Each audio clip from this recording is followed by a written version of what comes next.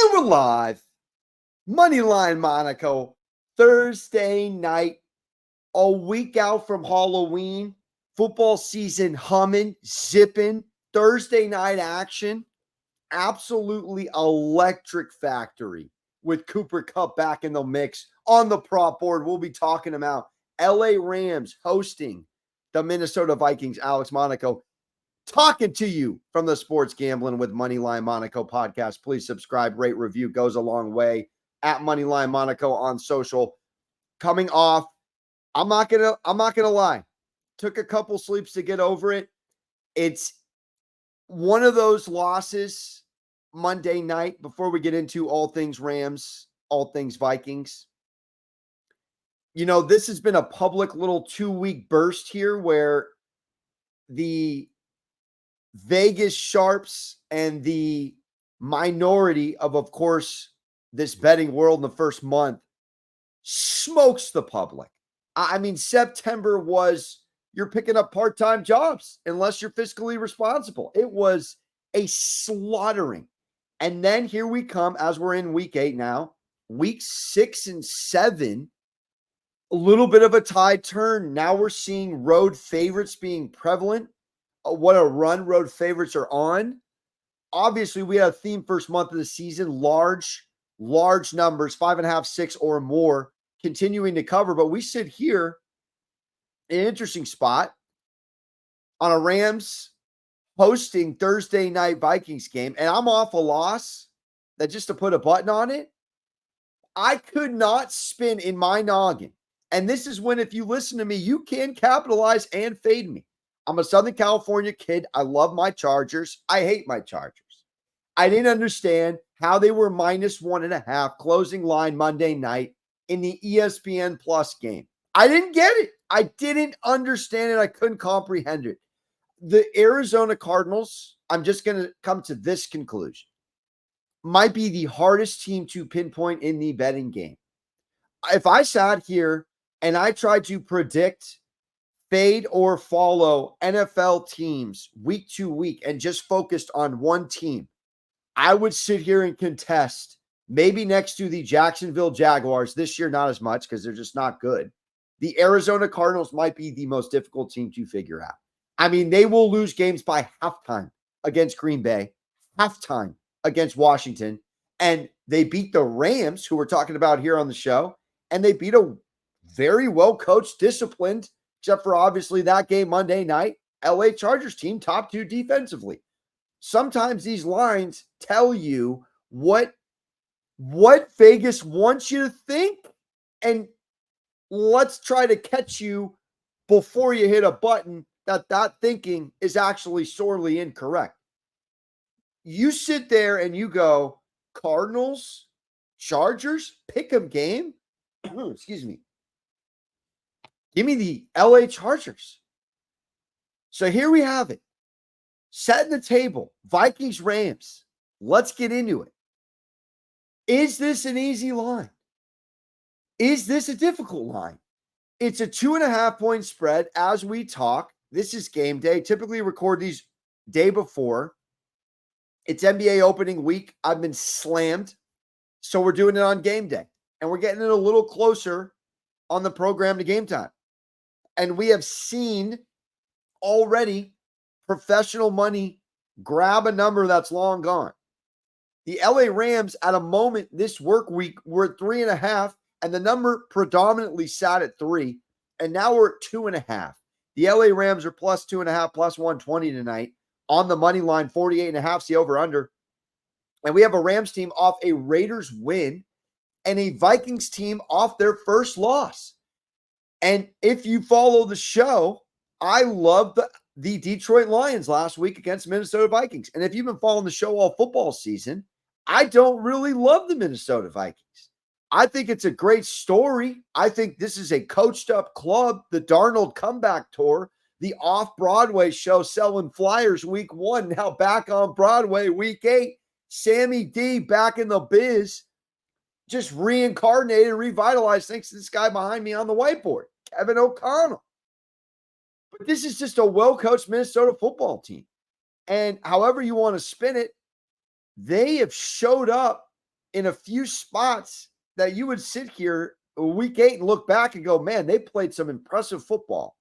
And this is a defense Brian Flores led. You'll know, obviously, very quickly tonight. This is a guy who likes to get to quarterbacks, sit in cover 2, sit in zone, make you beat him incrementally, not give up the deep play, while also simultaneously throwing a Van Finkel as Einhorn at you in the front 7 with Jerry Tillery wreaking havoc. And they sit here second in takeaways and a top 5 defense giving up 17 and some change here on the season. It's a second-ranked run D and a top 5 ranked overall D, and they're second in takeaways. This secondary is incredibly talented. Gilmore, Byron Murphy, Shaquille Griffin, Cameron Bynum, and of course the anchor, the ageless wonder, Harrison Smith. This team, this defense flies around. They're fast. They're aggressive. They do play downhill. And they play make. I mean, let's not forget what happened in London town with Van Finkel. I cannot drop an Ace Ventura line.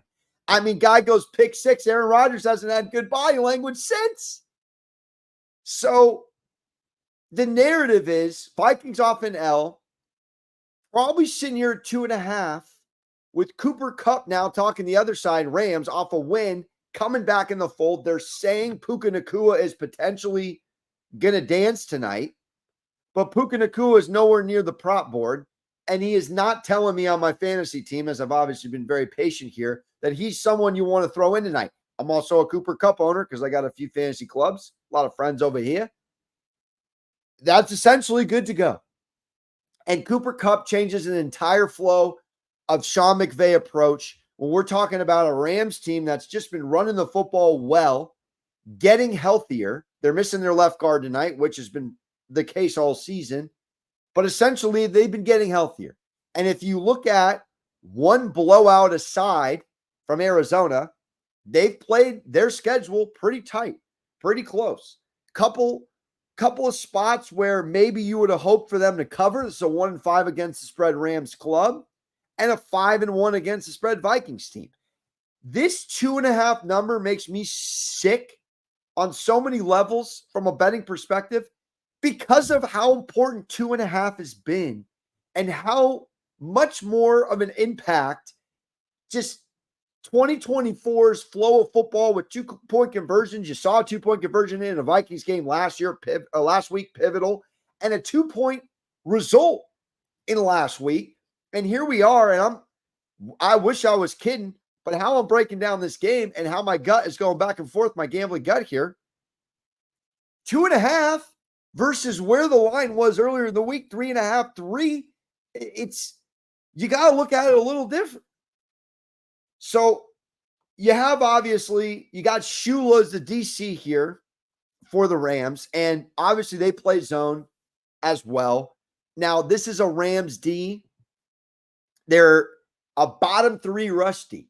They're not particularly good at stopping the run, and the Vikings have been very efficient with Aaron Jones and this run scheme. They've just been efficient on offense, period. But you're giving up 151 a game as a Rams D, not great, considering the fact that this is also a Rams defense, bottom 3rd in pass coverage. So that doesn't set up well. Now, obviously, O'Connell used to be under the McVay family tree. A lot of connections to this storyline coach to coach. But O'Connell really hasn't been outcoached this season. Last week, I thought he was outcoached by Danny Campbell. That was really a quick tables turning, Austin Powers shout out moment there in that second quarter. Vikings went up first quarter.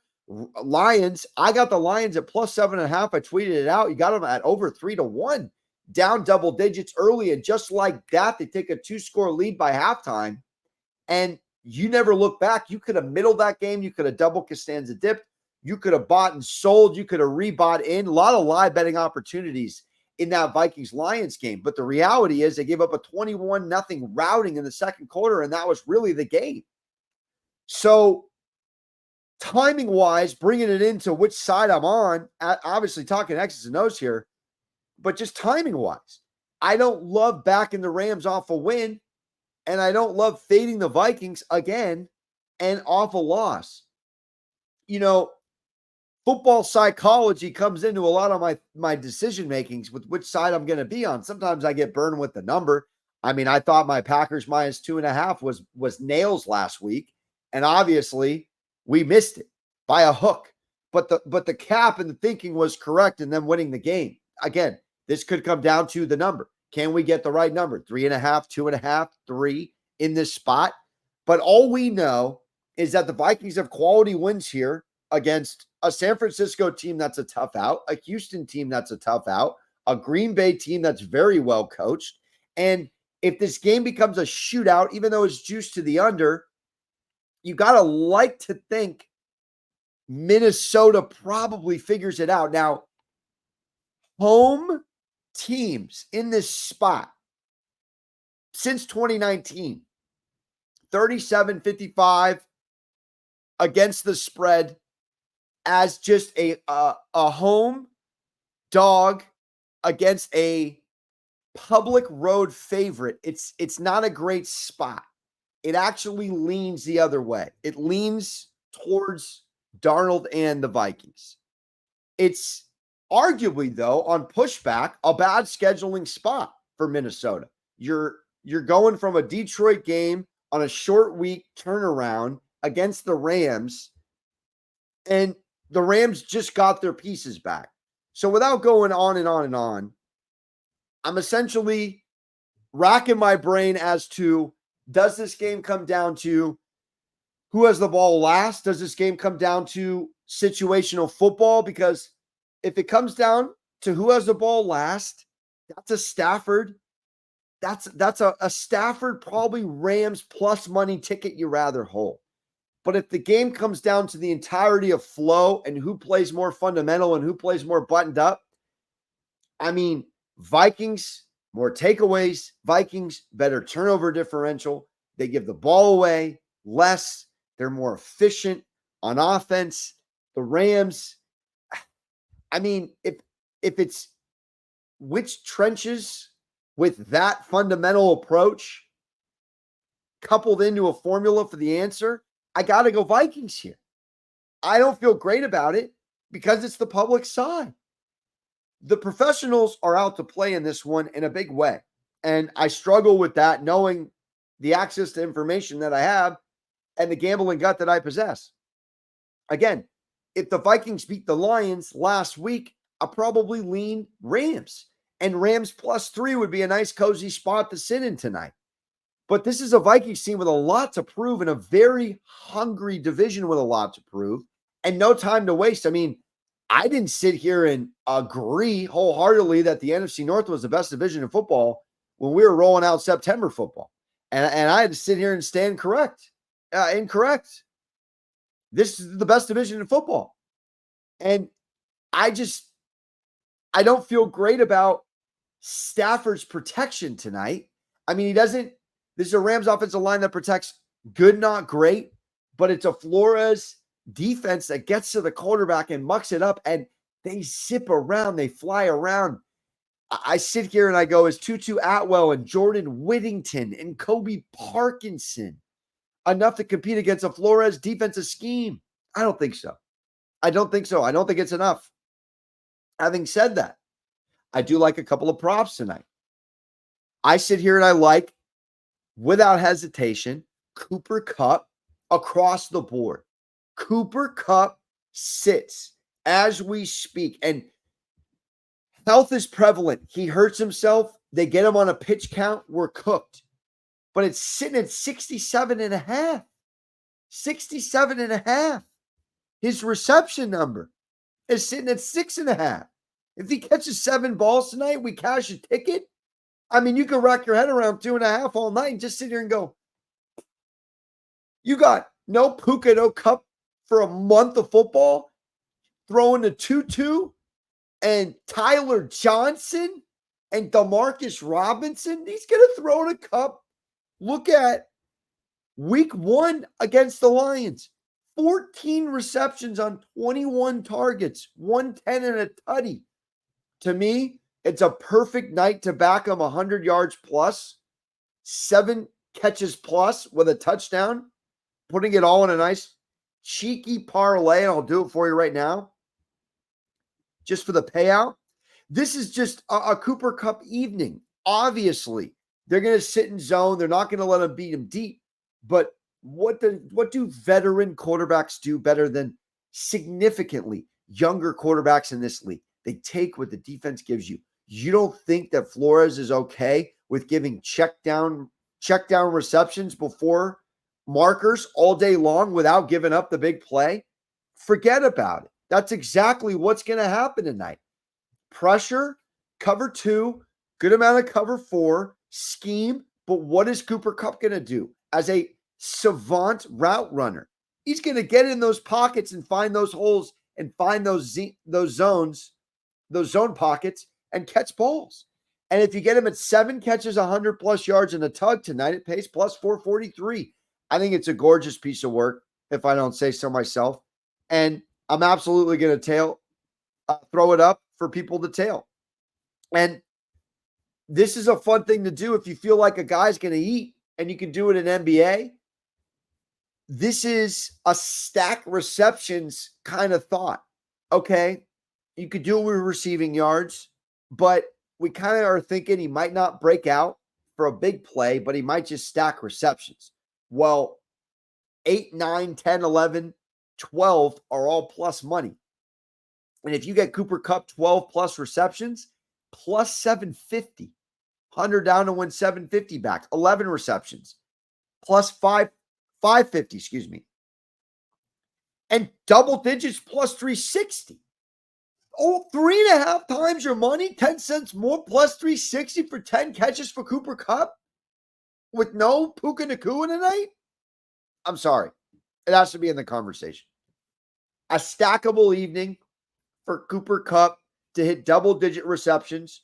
And if he goes 10, 11, 12, and what a fun prop to be on if you do ladder it, if you do stack it, he starts to catch those balls, starting, 7, 8, 9 receptions in the third quarter. Oh my gosh, are you sitting there licking your payout chops? Unbelievable value. And on the other side, we sit here. Oh, and I did want to touch on Tutu Atwell. Tutu Atwell sits, it's minus 170 at 25 yards, and it's 2.5 receptions for this man, and it's 31.5 receiving yards. I mean, this game log, unless this guy gets a ridiculous less snap count tonight because of the health of Kupp, and maybe if Puka comes out of the rafters, we could get got there. But 6 receptions, 4, and 3. So he's cleared the number every game. But the first game he didn't play against Detroit, and we're getting 2.5 juiced at minus 146. Yes, but you got to look at the 4+ reception number for plus money, and then you got to look at him having over 50 yards here in 4 straight weeks, 48 in the 5th week, and over 58, 82, 93. I mean, what are we doing here? We sleeping on Tutu Atwell? No one's sitting here capping Tutu Atwell in a breakdown of Vikings-Rams. The reality is we're on the program hunting for value. Tutu Atwell needs to be in the conversation. 4 SGPs tonight and 4 singular plays. Veteran quarterbacks are, to me, at least my observation, all about, are you trustworthy? Are you reliable? It's just like you've been dating for so long. You're like, I just want someone that is a man of their word. They're going to be loyal. They're going to be to be counted on, accountable, and show up. And that's exactly what Matty Staff is going to be looking towards in a game where you don't have the luxury to not be flat out buttoned up. Tutu Atwell in the conversation. And then, of course, obviously, Justin Jefferson, someone you want to consider, 84.5. Now, it's going to be an interesting defensive scheme. I believe we're going to see Shula throw probably a little more zone at Darnold. He plays man pretty well, and ironically, he plays. If you look at his splits, when he's blitzed, when he's not, Darnold is pretty good against the blitz. So can you get to him without blitzing? That's going to be the question. with the FSU boys, Fisk and Verse up front. We shall see. But on that side of things, I think Jordan Addison potentially due for an evening tonight, in a night where they're obviously going to give a ton of attention to JJ, rightfully so. But, he's off a couple of humble games, just 3 receptions in 3 straight weeks here. But he did get 66 yards, 72 in 2 of the last 3, and he sits, pending where you shop. I'm taking a look right now at the FanDuel Sportsbook. He sits right now at a humble number of 42 and a half, and I do think it needs to be considered. I think this is a game that likely goes over, track meet type feel, dome, weather-free, short work week with 2 offensive minds in O'Connell and McVay. You'd like to think this is a night where you can get nice value on the prop market. Secondarily, TJ Hawkinson, which I didn't mention, is back. He is not on the prop board, but he is on the fantasy. He's on my fantasy club. I've been sitting on a Chubb and a Hawkinson. How you doing?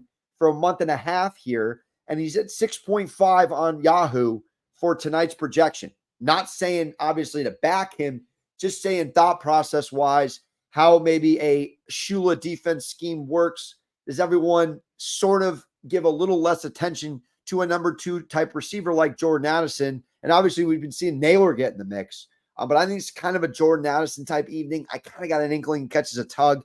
We'll see how it shakes. But to wrap up and put a bow on the program, I lean and I will be betting the Minnesota Vikings minus 2.5.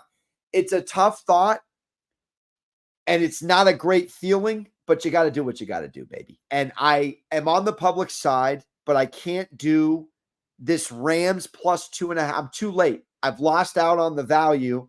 It's game day. I see what I'm on, the public side, but I'm comfortable backing the Minnesota team. This Minnesota team, football psychology-wise, has a lot to prove, and they have the intangibles to prove it. And if you go off the narrative to put a button on the show, who's the more talented roster on a Thursday night? And we have had 3 straight wins on Thursday night on the Moneyline Monaco podcast. Tell us to subscribe and a rate review. How you doing? It's typically been the more talented team in that short week spot. And this time last week, I was watching the Mets lose in person to the Dodgers, but I was also giving you Broncos minus 2.5. That was a team off a loss and a side which we picked correctly. We took the Chargers minus 3 at Broncos country. Then we came back. We took Broncos country minus 2.5. Sean Payton versus the X. Love the spot. We now here a week later take the Lions fading the Vikings, taking the Vikings, coming back around with the same exact number of 2.5 in a similar mindset here. And can we go 4-0 and a little nice fade back Sunday to Thursday, this Thursday night club? I love it. Moneyline Monaco, Hammer, Cooper, Kupp, 100 yards, touchdown, 7+ receptions, over 440 plus 443 to be exact. Vikings minus 2.5. Public side, but the winning side. If the Vikings lose this game, I will be upset. Just how much I've downplayed the Vikings all season. I want to come back and get cooked on them. And the Rams have bit me as well. All right. Appreciate you watching. Gonna hop off live here. Don't forget to subscribe, rate, review. Moneyline Monaco. And as always, don't forget to hug your mothers. Ta-ta real smooth.